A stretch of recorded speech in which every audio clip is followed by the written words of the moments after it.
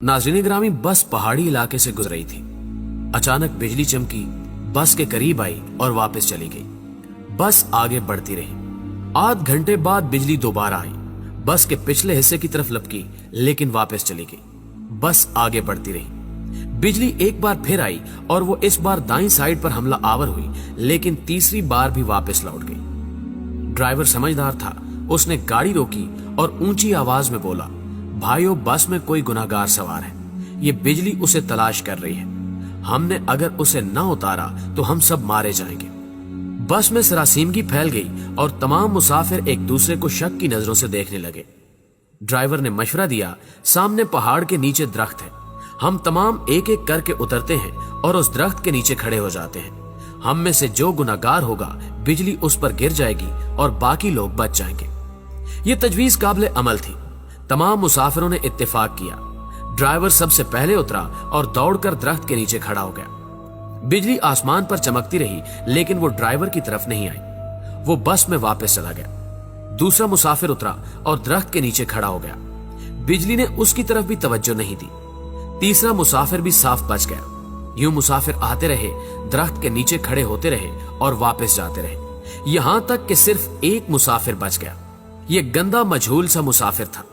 Conductor ने उसे तरस खाकर बस में सवार कर लिया था। मुसाफिरों ने उसे बुरा भला कहना शुरू कर दिया। लोगों का कहना था कि हम तुम्हारी वजह से मौत के मुंह पर बैठे हैं, तुम फौरन बस से उतर जाओ। वो उससे उन गुनाहों की तफसील भी पूछ रहे थे जिनकी वजह से एक अजियतनाक मौत उसकी मुंतजिर थी। वो मुसाफिर उतरने के लिए तैयार नहीं था, लेकिन लोग उसे हर कीमत पर बस से उतारना चाहते थे। मुसाफिरों ने पहले उसे बुरा भला कहकर उतरने का हुक्म दिया, फिर उसे प्यार से समझाया और आखिर में घसीट कर उतारने लगे।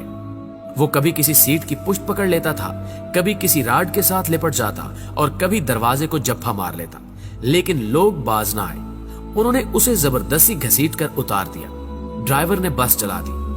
बस जो ही गुनाहगार से चंद मीटर आगे गई, धाड़ की आवाज आई, बिजली बस पर गिरी और तमाम मुसाफिर चंद लम्हों में जलकर भस्म हो गए। वो गुनहगार मुसाफिर 2 घंटों से मुसाफिरों की जान बचा रहा था। नाज़रीन ग्रामी, मुझे किसी साहब ने एक दिलचस्प वाकया सुनाया। वो तुर्की के रास्ते यूनान जाना चाहते थे। एजेंट उन्हें तुर्की ले गया। ये अजमेर शहर से दूसरे लोगों के साथ बर्फबारी का इंतजार करने लगे। सर्दियां यूरोप में दाखिले का बेहतरीन वक्त होता था। बर्फ की वजह से सिक्योरिटी एहलकार मोर्चों में दुबक जाते थे। बॉर्डर पर गश्त रुक जाता था और एजेंट लोगों को कश्तियों में सवार करते थे और उन्हें यूनान के किसी साहिल पर उतार देते थे। ये एजेंटों की आम प्रैक्टिस थी। उन साहब ने बताया कि हम तुर्की में एजेंट के डेरे पर पड़े थे। हमारे साथ गुजरांवाला का एक गंदा सा लड़का था। वो नहाता भी नहीं था और दांत भी साफ नहीं करता था। उससे खौफनाक बू आती थी। तमाम लोग उससे परहेज करते थे। हम लोग दिसंबर में कश्ती में सवार हुए। हम में से कोई शख्स उस लड़के को साथ नहीं ले जाना चाहता था। हमने उसे रोकने की कोशिश की, लेकिन वो रोना शुरू हो गया। एजेंट के पास वक्त कम था, चुनांचे उसने उसे ठुड्डा मारकर कश्ती में फेंक दिया। कश्ती जब यूनान की हदूद में दाखिल हुई तो कोस्ट गार्ड एक्टिव थे। यूनान को शायद हमारी कश्ती की मुखबरी हो गई थी। एजेंट ने मुख्तलिफ रास्तों से यूनान में दाखिल होने की कोशिश की, मगर हर रास्ते पर कोस्ट गार्ड थे। इस दौरान उस लड़के की तबीयत खराब हो गई। वो उल्टियां करने लगा। हमने एजेंट से एहतजाज शुरू कर दिया। एजेंट टेंशन में था, उसे गुस्सा आ गया। उसने 2 लड़कों की मदद ली और उसे उठाकर यख पानी में फेंक दिया। वो बेचारा डुबकियां खाने लगा। हम आगे निकल गए। हम अभी आध किलोमीटर आगे गए थे कि हम पर फायरिंग शुरू हो गई। एजेंट ने कश्ती मोड़ने की कोशिश की। कश्ती अपना तवाजुन बरकरार न रख सकी और वो पानी में उलट गई। हम सब पानी में डुबकियां खाने लगे।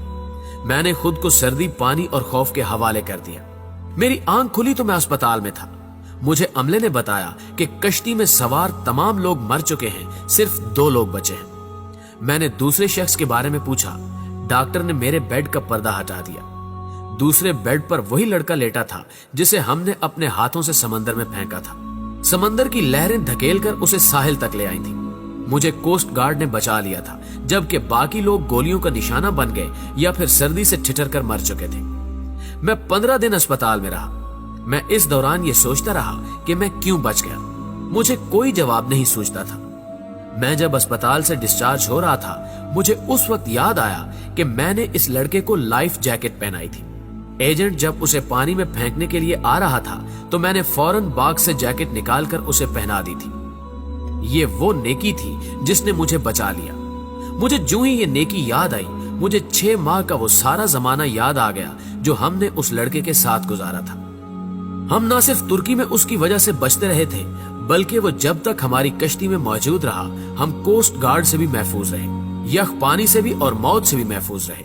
हमने जो ही उसे कश्ती से धक्का दिया, मौत ने हम पर अटैक कर दिया। मैंने पुलिस से दरखास्त की कि मैं अपने साथी से मिलना चाहता हूँ। पुलिस एहलकारों ने बताया कि वो पुलिस वैन में तुम्हारा इंतजार कर रहा है। मैं गाड़ी में सवार हुआ और जाते ही उसे गले लगा लिया। मुझे उस वक्त उसके जिस्म से किसी किस्म की बू नहीं आ रही थी। मुझे मालूम हुआ कि मेरे साथियों को उसके जिस्म से अपनी मौत की बू आती थी। ये उन लोगों की मौत थी जो उन्हें उससे अलग करना चाहती थी, और जो ही अलग हुए सब के सब मौत की आगोश में चले गए। नाज़रीन गिरामी, मेरे एक बुजुर्ग दोस्त जवानी में अरबपति थे, लेकिन उनकी जिंदगी का आखिरी हिस्सा उसरत में गुजरा।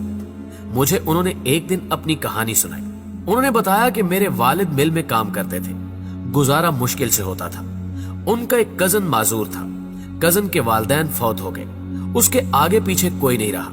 मेरे वालिद को तरस आ गया और वो उसे अपने घर ले आए। हम 5 बहन भाई थे, घर में गुर्बत थी और ऊपर से एक माजूर बच्चा सर पर आ गया। वालदा को वो अच्छे नहीं लगते थे, वो सारा दिन उन्हें कोसती रहती थी। हम भी वालदा की वजह से उनसे नफरत करते थे, लेकिन मेरे वालिद को उनसे मोहब्बत थी। वो उन्हें हाथ से खाना भी खिलाते थे और उनका बोल बराज भी साफ करते थे और उन्हें कपड़े भी पहनाते थे।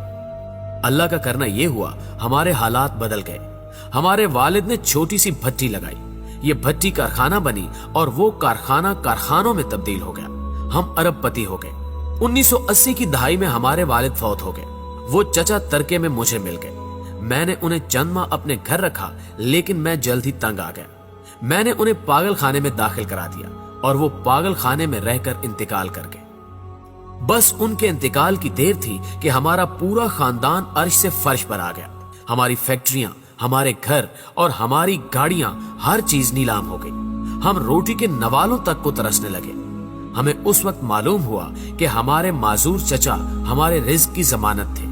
हम उनकी वजह से मोहल्लों में जिंदगी गुजार रहे थे। वो गए तो हमारी जमानत भी खत्म हो गई। हमारे महल हमसे रुखसत हो गए और हम सड़क पर आ गए। प्यारे दोस्तों, ये तीनों वाकयात आपके लिए हैं।